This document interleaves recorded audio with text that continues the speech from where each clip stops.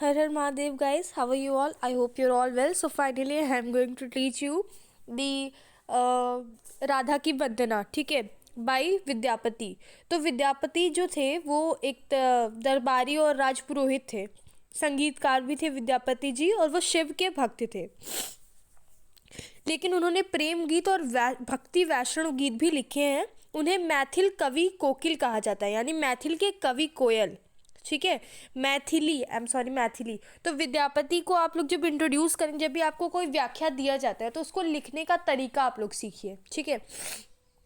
जैसे हम लिखते हैं संदर्भ, प्रसंग, फिर व्याख्या, फिर विशेषताएं, ठीक है। तो जो संदर्भ होता है उसमें कुछ बच्चे क्या करते हैं, देखिए आपका नंबर कैसे कटता है वो मैं बताऊं। कुछ बच्चे सिर्फ चैप्टर का नाम, यह जो काव्य है उसको विद्यापति जी ने लिखा है राधा की वंदना, इतना लिख के छोड़ देते हैं, तो उस पर जो मार्किंग होती है वो कम मिलती है। लेकिन जब आप इस तरह से लिखेंगे ना कि विद्यापति जी ने मैं बताती हूँ, प्रस्तुत पंक्ति में कवि विद्यापति जी द्वारा रचित है और उनकी पदावली से लिया गया है, ठीक है। जब इस तरीके से आप उनको डिस्क्राइब करते हैं कि आदिकालीन कवि विद्यापति जी हैं, तो इससे थोड़ा अच्छा देखने में लगता है, ठीक है। फिर क्या लिखते हैं बाद में, प्रसंग लिखते हैं, यानी इसमें राधा की सौंदर्य की अपूर्वता का अंकन करते हुए विद्यापति जी कहते हैं, यानी इसमें जो राधा की वंदना है उसमें राधा के सौंदर्य को दिखाया गया है कि राधा जी कितनी ज़्यादा सुंदर है, ठीक है। इसमें प्रसंग हो जाएगा और फिर व्याख्या जो मैं आपको एक्सप्लेन करूँगी वो व्याख्या होगा। तो एक बार रीडिंग लगा देती हूँ, उसके बाद देखते हैं। यहाँ पे आप लोग देख सकते हैं, आपको जो चीज़ नहीं समझ में आए आप इस वीडियो को स्टॉप करके भी देख सकते हैं, यहाँ पे शब्दार्थ भी दिया हुआ है। तो अभी देखते हैं, ये देख देख राधा रूप अपार, अपरूप के भी ही आनी, मिलाओल खीन तल लाव निसार, अंग ही अंग अनंग सुरछायत, हेरय पीड़त अधीर, मनमंथ कोटि जतन करु जे जन, हे हरि मही मधि गीर, कत कत लखीमी चरण तल निओछाए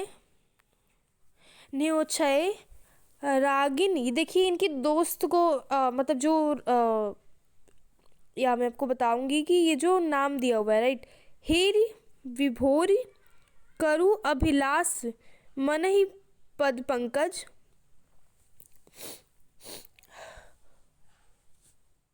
अहोनिसी वोर अगोरी।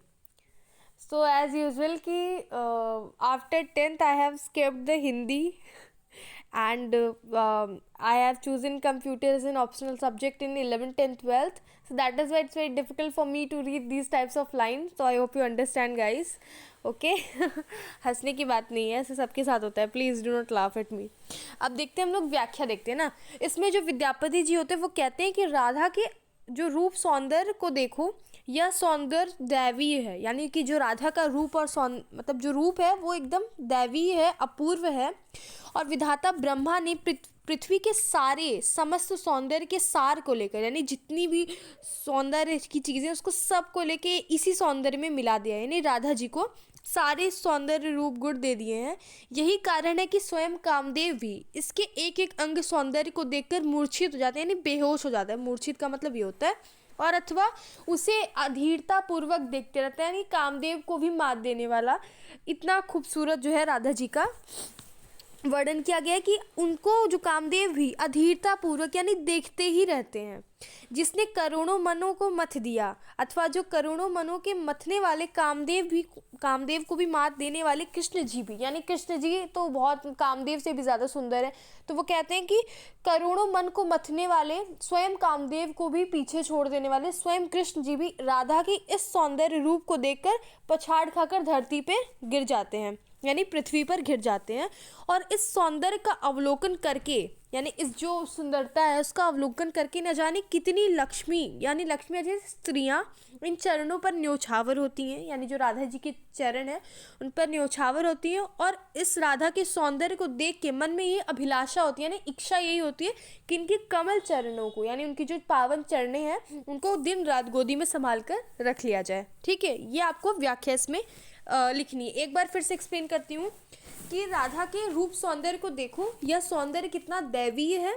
ब्रह्मा, विधाता ब्रह्मा ने पृथ्वी के सारे सौंदर्य को इसी सौंदर्य में मिला दिया है। यही कारण है कि स्वयं कामदेव भी इसको देखकर इसको देखकर मूर्छित हो जाते हैं, या अथवा इसको देखकर अधीरता पूर्वक देखते रहते हैं। जिसने करोड़ों मन को मथ दिया हो और जो स्वयं कामदेव को भी पीछे छोड़ दिए हो, स्वयं कृष्ण जी, वो भी राधा के सौंदर्य को देखकर पछाड़ खाकर पृथ्वी पर गिर जाते हैं। और इस सुंदरता का अवलोकन करने के लिए न जाने कितनी लक्ष्मी, यानी कि स्त्रियां इन चरणों पर न्योछावर होती हैं, इन चरणों यानी राधा के चरणों पर न्योछावर होती हैं और दिन रात यही अभिलाषा करती है कि इनके पावन कमल चरणों को गोदी में संभाल कर रख लिया जाए। ये होगी इसकी व्याख्या। अब देखो इसका विशेषता, देखो कैसे आप लिखोगे, पॉइंट्स डाल के लिखिएगा विशेषता में, या फिर आपको जैसे भी ठीक लगे।